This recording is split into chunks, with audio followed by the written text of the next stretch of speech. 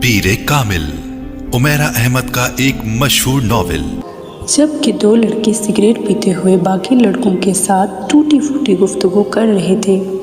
सिर्फ सातवां लड़का मुकम्मल तौर पे होश में था। उस लड़के का चेहरा मुहासों से भरा हुआ था और उसके गले में मौजूद एक सियाह तंग डोरी में 3-4 तांबे की अजीब सी शक्ल के जेवरात पिरोए हुए थे।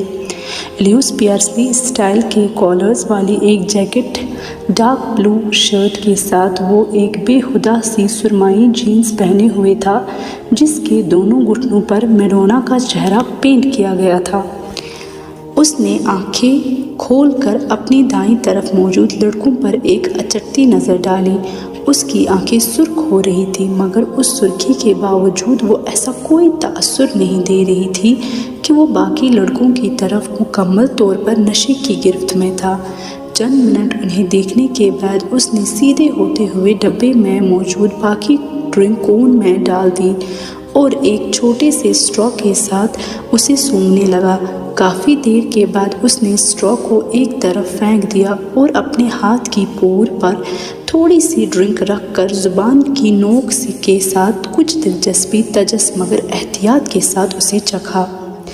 दूसरे ही लम्हे उसने बरक रफ्तारी के साथ अपने बाएं जानिब थूका। ड्रिंक यकीनन बहुत अच्छी क्वालिटी की थी। उसकी आंखें अब पहले से ज़्यादा सुर्ख हो रही थी मगर अभी भी वो अपने होश व हवास में था। उसके चेहरे के तासुरात से अंदाज़ा हो रहा था कि वो अपनी इस सरगर्मी से कुछ ज़्यादा महजूज नहीं हुआ। 1-2 मिनट के बाद उसने अपने पास कालीन पर पड़े हुए बियर के कैन से चंद घूंट लेते हुए जैसे ड्रिंक के जायके को साफ करने की कोशिश की। कैन रखने के बाद वो चंद मिनट तक कोन में मौजूद ड्रिंक को देखता रहा। दूसरे 6 लड़के इस वक्त तक नशे में पूरी तरह धुत कारपेट पर औंधे सीधे पड़े थे मगर वो अभी भी इसी तरह बैठा था।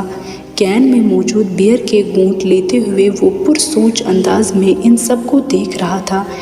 उसकी आंखें अब मुतवरम हो रही थी मगर उनमें मौजूद चमक बता रही थी कि वो अभी भी मुकम्मल तौर पे नशे में नहीं था। ये उसके साथ तीसरी बार हो रहा था। पहले 2 बार ड्रिंक इस्तेमाल करने के बाद भी वो इसी तरह बैठा रहा था जबकि उसके दोस्त बहुत जल्द नशे में धुत हुए थे। रात के पिछले पहर वो इन लोगों को इसी हालत में छोड़कर खुद घर आ गया था। आज भी वो यही करना चाहता था। कमरे के अंदर मौजूद ड्रिंक की बू से अब पहली बार वो उलझने लगा था। उसने खड़ा होने की कोशिश की और वो लड़खड़ाया।